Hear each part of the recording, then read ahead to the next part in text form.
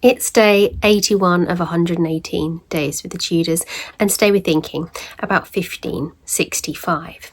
And in this year, John Hawkins, who was pivotal in establishing England's slave trade, returned from his second expedition. I'm just going to preface this by saying I know any conversations around the history to do with human cargo and slaves is a really difficult conversation to have. But I think it's really important that we recognise the Elizabethan period for what it was. Yes, there were some wonderful parts, and it's often referred to as the Golden Age, but it also does have this darker side which we can't ignore. And we can't ignore the fact that even though Elizabeth was so interesting and exciting in so many ways, she was responsible for championing the selling and trading of slaves.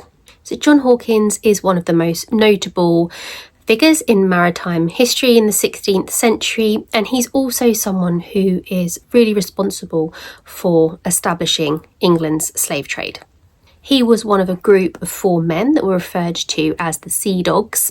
That included himself and Francis Drake, Walter Raleigh, and also a man called Martin Frobisher.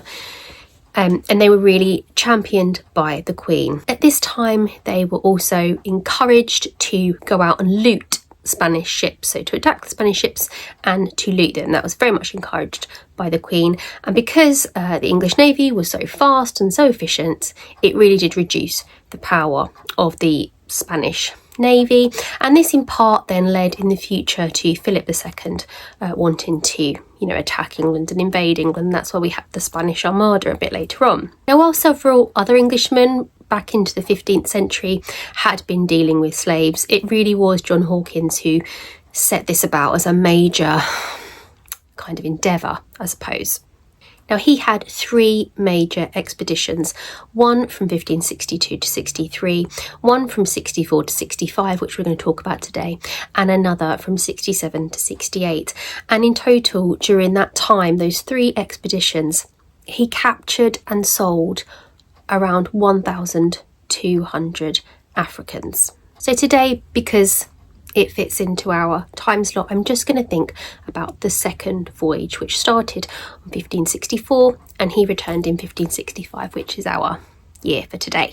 So this particular voyage was invested in by Robert Dudley. William Cecil didn't invest, but he was very much involved in the kind of organisation of it, and it was also backed by Elizabeth. He had 4 ships and a crew of around 150 men. They sailed from Plymouth on the 18th of October 1564, and he gave them this famous little speech, which was: "Serve God daily, love one another, preserve your victuals, beware of fire, and keep good company." And personally, I find the love one another a little bit of a sickening phrase, considering what they were off to do. So he then secured 400 slaves from the coast of Sierra Leone, partly through the Portuguese and partly through just brutal seizure. And he left the African coast on the 29th of January 1565. He then traded these slaves in April in Venezuela and in May in Rio de la Hacha.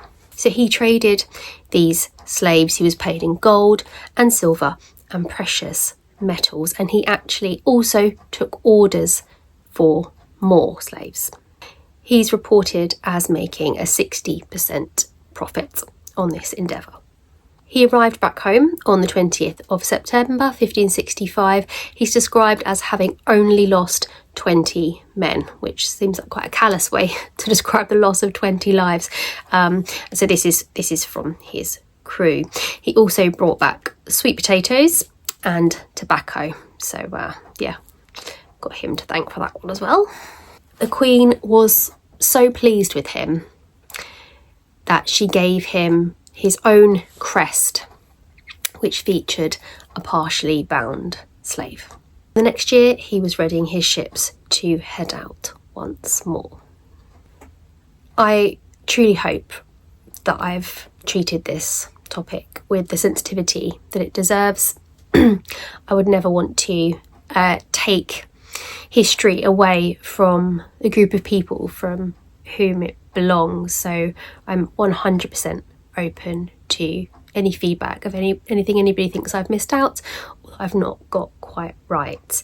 But like I said, I do really feel it's important to acknowledge this darker aspect, and of which there are many, of the Elizabethan period, that it wasn't all, you know, Shakespearean plays and courtly dances.